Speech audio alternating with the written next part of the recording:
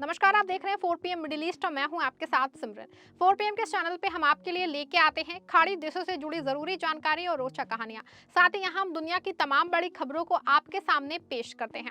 इसी कड़ी में आज हम आपके लिए लेके आए हैं एक बेहद अहम जानकारी।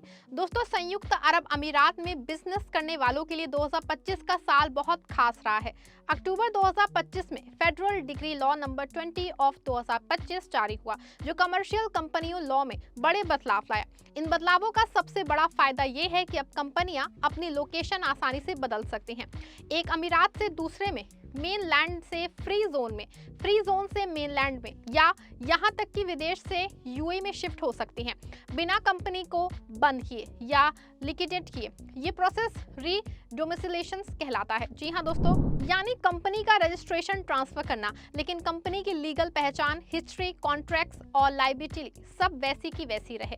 अब सवाल उठता है कि आखिर पहले क्या होता था। अगर कोई कंपनी दुबई फ्री जोन से अबू धाबी मेनलैंड पे जाना चाहती है तो पुरानी कंपनी को लिक्विडेट करना पड़ता था, फिर नई कंपनी बनानी पड़ती थी, एसेट्स ट्रांसफर करने पड़ते थे, नए लाइसेंस लेने पड़ते थे, इससे महीनों लग जाते थे, लाखों दरहम खर्च होते थे और कंपनी की पुरानी उम्र, क्रेडिट हिस्ट्री सब खत्म हो जाती थी।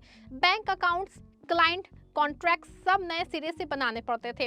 अब ये सब नहीं करना पड़ेगा। कंपनी की स्थापना की तारीख से लेके सब कुछ कंटिन्यू रहेगा। ये बदलाव बिजनेस ओनर्स के लिए बहुत बड़ी राहत है। दोस्तों, आपको बता दें कि यूएई में बिजनेस दो मुख्य जगहों पे सेटअप होता है, मेनलैंड और फ्री जोन।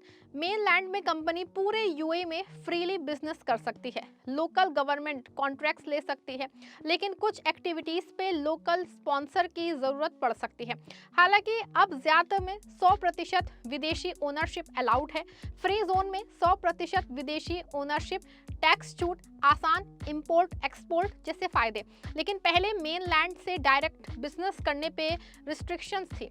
अब नए कानून से फ्री जोन कंपनियां मेनलैंड पे ब्रांच खोल सकती हैं या पूरी कंपनी शिफ्ट कर सकती हैं। इसी तरह मेनलैंड से फ्री जोन में जाना आसान हो गया है। अब सवाल ये उठता है कि इस री डोमिसिलेशन की प्रोसेस क्या है। सबसे पहले कंपनी के शेयर होल्डर्स की मीटिंग्स में स्पेशल रेजोल्यूशंस पास करना पड़ता है। एलएलसी यानी लिमिटेड लायबिलिटी कंपनी से मामले में एब्सोल्यूट मेजॉरिटी 50% से ज्यादा की अप्रूवल काफी है। फिर पुरानी और नई अथॉरिटी से अप्रूवल लेना पड़ता है। मिनिस्ट्री ऑफ इकोनॉमी या सिक्योरिटीज एंड कमोडिटीज अथॉरिटी से जहां जरूरी हो वहां परमिशन लेनी पड़ती है। कुछ पब्लिकेशन और डिस्क्लोजर रिक्वायरमेंट्स पूरी करनी पड़ती हैं। अगर कंपनी पे कोई डेब्ट या लीगल डिस्प्यूट है तो वो क्लियर होना चाहिए। माइनॉरिटी शेयर होल्डर्स के राइट्स प्रोटेक्ट किए गए हैं ताकि कोई जबरदस्ती ना कर सके। कुल मिला के प्रोसेस पहले से बहुत आसान और तेज हो गया है। तो चलिए दोस्तों, अब आपको बताते हैं कि इस बदलाव के फायदों के बारे में कि आखिर इससे फायदा क्या क्या होने वाला है। सबसे बड़ा तो समय और पैसे की बचत होगी। पहले शिफ्ट करने में 6 से 12 महीने लग जाते थे, अब कुछ महीनों में सब कुछ हो जाएगा।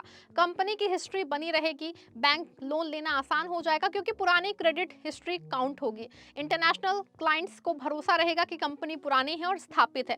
अगर कोई कंपनी फ्री जोन में शुरू हुई और अब ग्रोथ के साथ मेनलैंड मार्केट में एक्सपेंड करना चाहती है, जैसे रिटेल, हॉस्पिटैलिटी या फिर सर्विस में, तो अब आसानी से कर सकती है। वहीं अगर मेनलैंड पे कास्ट ज्यादा लग रही है तो रास अल खैमा जैसे सस्ते फ्री जोन में शिफ्ट हो सकता है। एक और बड़ा फायदा है कि विदेशी कंपनियां अब सीधे यूएई में री डोमिसाइल हो सकती हैं। मतलब कि अगर आपकी कंपनी सिंगापुर, हांगकांग या किसी दूसरे देश में है तो बिना बंद किए यूएई में ट्रांसफर कर सकते हैं। इससे यूएई में ज्यादा विदेशी निवेश आएगा। यूएई की सभी कंपनियां चाहे फ्री जोन में हो या फिर मेनलैंड में, अब यूएई की नागरिकता वाली मानी जाएंगी।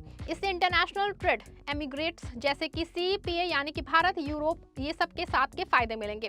कम टैरिफ, आसान मार्केट एक्सेस, ये कंपनी जो है उनको ग्लोबल लेवल पे मजबूत बनाएंगी। बता दें आपको कि ये कानून सिर्फ री डोमिसिलेशन तक नहीं रुकता, इसमें कई और बदलाव हैं जो बिजनेस को आसान बनाते हैं। जैसे लिमिटेड लायबिलिटी कंपनियों में अब multiple classes of shares issue कर सकते हैं, अलग अलग वोटिंग राइट्स, डिविडेंड प्रोसेस वाली, इसमें इन्वेस्टर्स को अट्रैक्ट करना आसान होगा।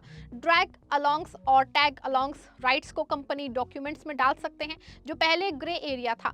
माइनॉरिटी शेयर होल्डर्स की प्रोटेक्शन बढ़ी है। डेटवॉक सिचुएशंस में सॉल्यूशन के नए तरीके आए हैं। नॉन ग्राफिक कंपनियां अब लीगली सेटअप हो सकती हैं। प्राइवेट ज्वाइंट स्टॉक कंपनियां ज्यादा आसानी से कैपिटल रेंज कर सकती हैं। खास के भारतीय बिजनेसों के लिए ये बहुत अच्छी खबर है। यूएई में लाखों भारतीय कंपनियां हैं, ज्यादातर दुबई या अन्य फ्री जोन्स में हैं। कई लोग शुरू में फ्री जोन चुनते हैं क्योंकि सेटअप आसान और सस्ता है, लेकिन बाद में लोकल मार्केट में जाने की जरूरत पड़ती है। अब बिना झंझट के शिफ्ट कर सकते हैं। ट्रेडिंग, आईटी, कंस्ट्रक्शन, टूरिज्म जैसे इंडस्ट्रीज को सबसे ज्यादा फायदा होगा। छोटे स्टार्टअप से लेके बड़ी मल्टीनेशनल कंपनियां तक सबको फ्लेक्सिबिलिटी मिलेगी। दोस्तों, आपको बता दें कि यूएई सरकार का मकसद साफ है, देश को दुनिया का सबसे बेस्ट बिजनेस डेस्टिनेशन बनाना। पहले के कानूनों में कई पुरानी रुकावटें थीं, जिससे कंपनियां कभी-कभी दूसरे देशों जैसे कि सिंगापुर या हांगकांग शिफ्ट हो जाती थी। अब ये रिस्क कम हो गया है। यूएई विजन 2031 और सस्टेनेबल 2071 का हिस्सा है। ये बदलाव जहां इकोनॉमी को डाइवर्सिफाइड करता है और नॉन ऑयल सेक्टर्स को बूस्ट देता है।